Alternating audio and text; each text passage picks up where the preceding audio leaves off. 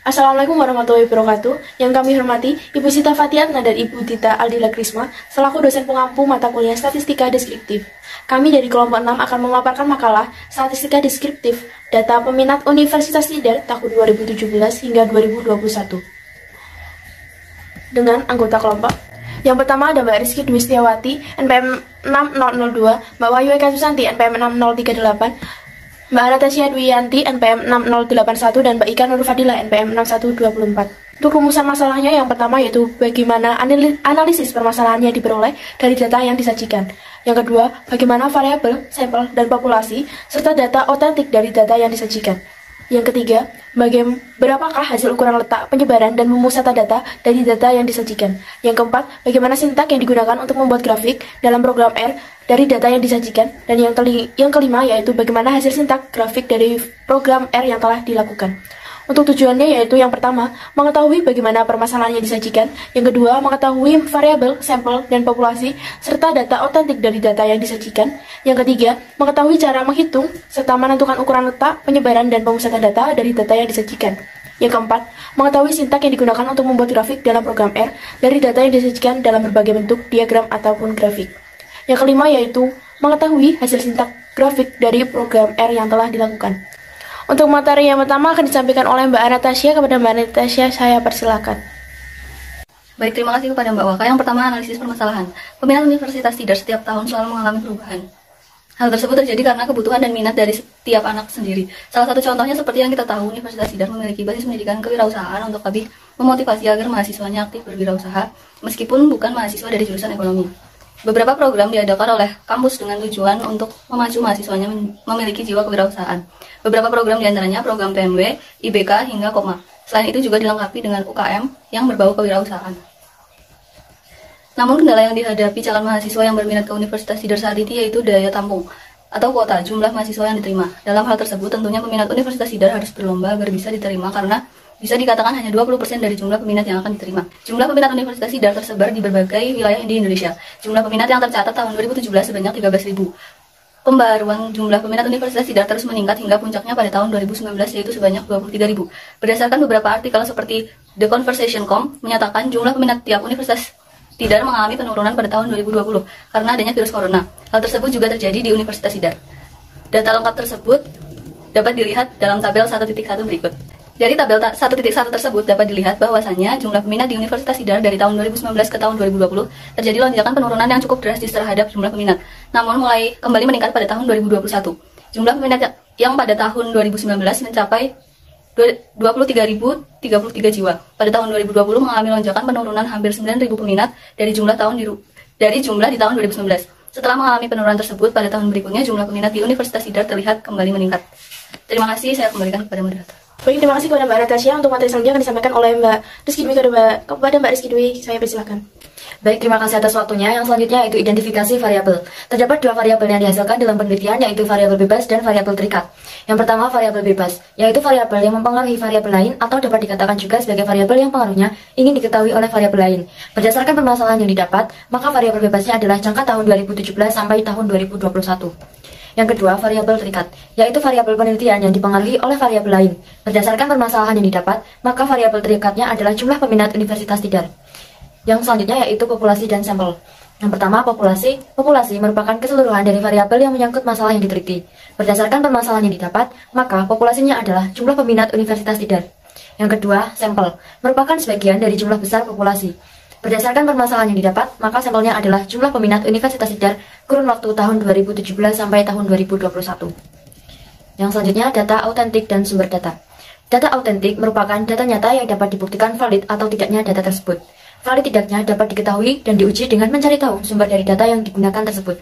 Jenis data yang digunakan dalam penelitian ini yaitu data kuantitatif. Data kuantitatif merupakan jenis data yang dapat diukur atau dihitung secara langsung berupa informasi atau penjelasan yang dinyatakan dengan bilangan berbentuk angka. Data autentik yang didapat dalam penelitian ini berupa data kuantitatif yang dinyatakan dalam jumlah peminat Universitas Tidar tahun 2017 sampai 2021. Sumber data yang digunakan dalam penelitian ini adalah sumber data sekunder, di mana data tersebut diperoleh dari sumber kedua atau sumber yang tidak langsung memberikan data kepada pengumpul data seperti dokumen-dokumen, pengakuan-pengakuan atau hasil wawancara dengan pihak kedua atau informan penguat data.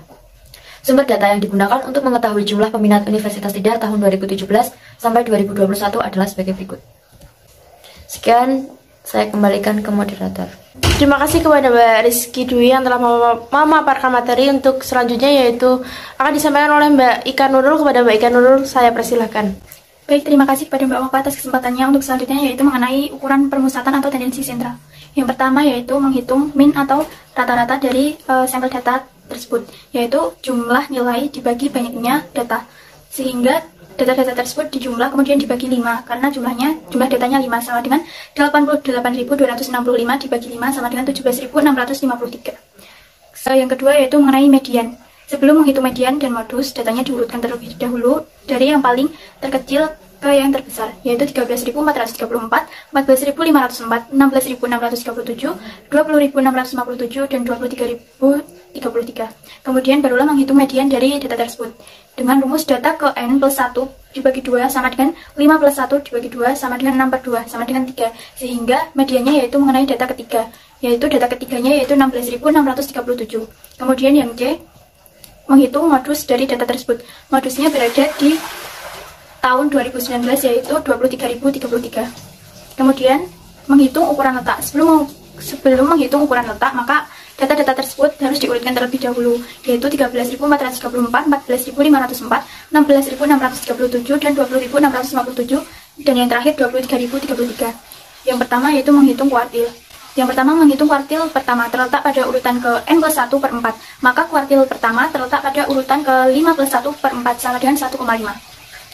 Kemudian, menghitung nilai dari kuartil pertama, yaitu nilai data pertama ditambah setengah kali nilai data kedua dikurangi nilai data ke-1, sama dengan 13.434 ditambah setengah kali 14.504 kurangi 13.434, sama dengan 13.969. Kemudian, untuk kuartil kedua dan ketiga dapat dimasukkan untuk n-nya sendiri dan 2n plus 1 per 4 untuk kuartil 2. Dan untuk kuartil 3 yaitu terletak pada urutan ke 3, n plus 1 per 4 sama dengan 3, 5 plus 1 per 4 sama dengan 4,5.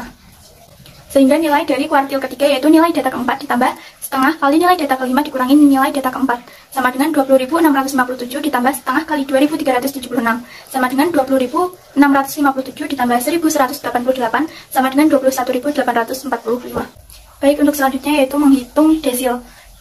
Yang pertama, menghitung desil kedua terletak pada urutan ke-2 n plus 1 per 10, maka desil kedua terletak pada urutan ke-2 kali 6 per 10 sama dengan 1,2. Untuk menghitung nilai dari desil kedua sama dengan nilai data ke-1 ditambah 2 per 10 dikali 14.504 dikurangi 13.434 sama dengan 13.434 ditambah 214 sama dengan 13.648. Kemudian menghitung desil ke-6 terletak pada urutan ke-6 kali 5 plus 1 per 10 sama dengan 3,6, sehingga nilai dari desil ke-6 sama dengan 16.637 ditambah 6 per 10 kali 20.657 kurangi 16.637 sama dengan 19.049. Untuk desil ke-8 hasilnya adalah 22.557. Kemudian, baik, untuk yang ketiga yaitu menghitung data persentil. Untuk yang pertama yaitu menghitung data persentil 8.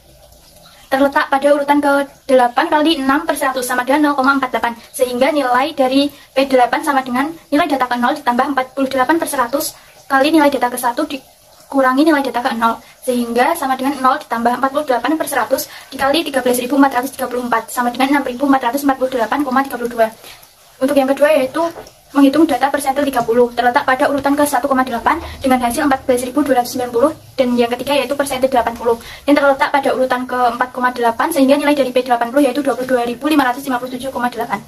Sekian presentasi dari saya kembalikan kepada moderator. Untuk materi selanjutnya akan saya sampaikan yaitu ukuran penyebaran. Yang pertama yaitu jangkauan atau rentang dengan rumus X mas dikurangi X min yang dengan hasil 9.599. Yang kedua yaitu rentang antar kuartil dengan rumus kuartil 3 dikurangi dengan kuartil 1 menghasilkan 7.876. Yang selanjutnya yaitu simpangan rata-rata dengan rumus yaitu sigma batas bawah I mendekat I sama dengan 1 batas atas 5 dikali dengan XI dibagi dengan 5 yaitu N menghasilkan 88.265 dibagi dengan 5 yaitu 17.653. Nah, untuk tabelnya bisa dilihat. Untuk SN-nya yaitu rumus simpangan pada batas bawah I batas atas N mutlak SI dikurangi dengan rata-rata dibagikan dengan N, yaitu 16.768 dibagi dengan 5, yaitu 3.353,6. Untuk selanjutnya yaitu simpangan baku atau standar deviasi. Dengan rumus akar dari sigma batas bawah I sama dengan 1 batas atas 5 dalam kurung XI dikurangi dengan rata-rata dan dipangkatkan 2 dibagi dengan 5 dikurangi 1 dengan hasil akar dari 16.679.208,5 dan menghasilkan 4.084,1. Yang terakhir yaitu ragam atau variasi dengan rumus S kuadrat sama dengan 4.084,1 kuadrat dan menghasilkan 16.679.208,5. Untuk materi selanjutnya yaitu interpretasi program R. Yang pertama yaitu program diagram titik. Bisa dilihat diagramnya seperti pada layar ya. Dengan sintak create the date for the card. X sebagai objek diikuti variabel numerik vektor fungsi C, menginput data tahun 2017, 2018, 2020, 2021, dan 2022. Dan Y sebagai objek diikuti variabel numerik vektor fungsi C, menginput data 13.434, 20.657, 23.033, 14.505, dan 16.637. Plot XY untuk JLab yaitu tahun untuk memberikan nama pada objek X, dan JLab untuk memberikan nama pada objek Y yaitu jumlah mahasiswa, dan main atau judul dari grafik ini yaitu peminat universitas tiap tahun. Untuk program diagram garis akan disampaikan oleh Mbak Rizky Dwi dan Mbak Rizky Dwi, saya persilakan. Baik, terima kasih. Yang selanjutnya yaitu program diagram garis. Berikut merupakan diagramnya. Untuk sintaksnya yaitu X sebagai objek diikuti variabel numerik vektor fungsi C yang merupakan singkatan dari combine menginput data 2017, 2018, 2019, 2020, 2021. Y sebagai objek diikuti variabel numerik vektor fungsi C yang merupakan singkatan dari combine menginput data 13.434, 20.657, 23.033, 14.504, 16.637. Kemudian plot X type O. Type O untuk grafik garis memotong titik. Kemudian plot Y type O dan def titik off yang digunakan untuk menutup file. Kemudian menuliskan plot X, Y type O diikuti color blue, X-Lab yaitu tahun, Y-Lab yaitu peminat, main peminat universitas tiap tahun. Sekian, saya kembalikan ke moderator. Baik, untuk selanjutnya itu program diagram batang yang akan disampaikan oleh Mbak Ika. Kepada Mbak Ika, saya persilakan. Baik, terima kasih kepada Mbak Waka. Untuk selanjutnya yaitu mengenai program diagram batang. Berikut merupakan gambar diagram batang yang telah kami buat.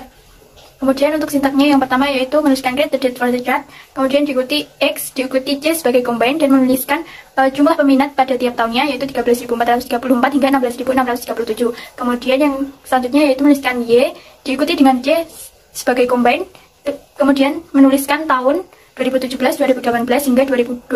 Kemudian bar plot untuk memunculkan diagram batang dengan diikuti X, names ARG sama dengan Y untuk atau karakter vektor digunakan untuk memberi label X dan Y. Diikuti X-Lab yaitu untuk menamai objek X dengan tahun. X-Lab diikuti tahun, kemudian Y-Lab sama dengan jumlah mahasiswa. Y-Lab untuk menamai objek Y dengan jumlah dari mahasiswa tiap tahunnya. Kemudian call diikuti orange yaitu mewarnai diagram batang dengan warna orange. Kemudian main judul peminat universitas tiap tahun. Kemudian callman sama dengan black yaitu untuk memberi warna pada judul dari diagram batang tersebut yaitu hitam. Baik, untuk selanjutnya saya kembalikan kepada Mbak Waka. Untuk materi selanjutnya akan disampaikan oleh Mbak Natasha yaitu program diagram lingkaran. Kepadanya saya persilakan. Baik, terima kasih kepada Mbak Waka. Selanjutnya saya akan menjelaskan sintak dari program diagram lingkaran. Yang pertama X-Lab diikuti C untuk combine dan menuliskan jumlah peminat dari 13.434 sampai 16.637. Kemudian label diikuti combine untuk menuliskan tahun dari 2017 hingga 2021.